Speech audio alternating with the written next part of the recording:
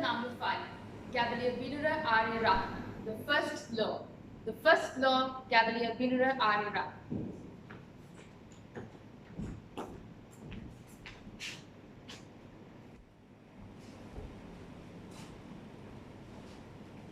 What is your first law of motion?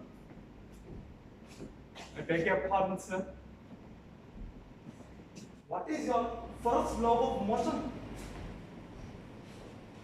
I'm not sure, sir. You should study your own laws better than this. Madam Toastmaster, ladies and gentlemen. That was me back in 27. I was in grade 10, and a team from my school represented Reflections 2017, which was in India and featured several challenging contests. There was a competition called Play the Conference, where we had to portray popular historical figures. I was assigned the respected scientist, Isaac Newton, who was known for his distinctively long hair. So my mother decided to buy a wig and clothing for me so that it would help me embody his character. But fate had a different plan. My mischievous brother decided to play with it, and by the time I entered the stage, my wig was completely ruined. Undeterred by the ruined wig, I entered the massive stage, but a few minutes into the speech, I couldn't help but notice the laughter from the crowd, including the group of pretty girls in the front row, which was directed towards my disastrous hair. What an embarrassing moment that was, but I did not let that define me. I delivered my speech successfully, but stumbled when I was asked about Newton's laws of motion by a particular judge. I couldn't catch his accent. Is that my fault? It isn't. But that was another moment of embarrassment. Time passed, and it was a moment of the award in itself. I was also there to support my friends, because obviously, how could I be? And then they said the results. To my surprise, I was announced the first runners-up of the competition. I couldn't believe my ears. That victory was a testament to my perseverance and resilience. On that day I realized that moments of setback and embarrassment do not define our work or potential. They are stepping stones for self-improvement and growth. Raise your hands, the ones who did Chinese for all levels. Obviously, no one, but I did.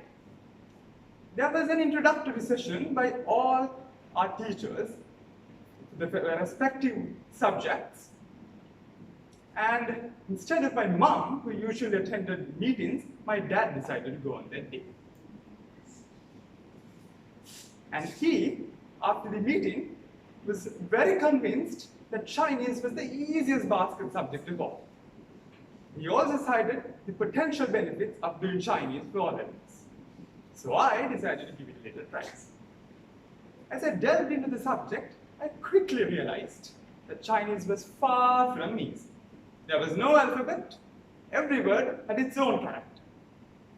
It was not easy for someone who, like me, who was never a fan of extensive memorization. It took countless hours of studying the words, characters, meanings, and pronunciations. For the first few terms, my Chinese marks were way less than the rest. But before levels, I made a proper plan and studied, and finally, I managed to get the school prize for Chinese.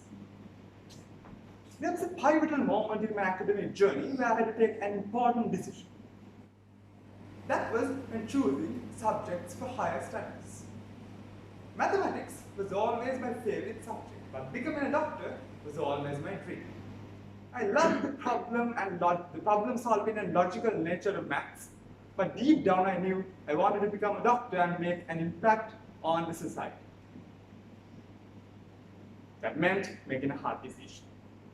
So despite my love for maths, I decided to do biological science. I got 3 years and now I'm a medical student. Sometimes you need to step out of your comfort zone to achieve your goals. And back to Newton's first law. So what does Newton's first law say? It says that unless an external force is applied, an object remains at rest or at uniform motion. Sometimes you need that external force or that extra force to push yourself forward. It can be your own will or passion to do it. Thus, I did not just learn Newton's laws, but I also applied them to my life. Madam Toastmaster?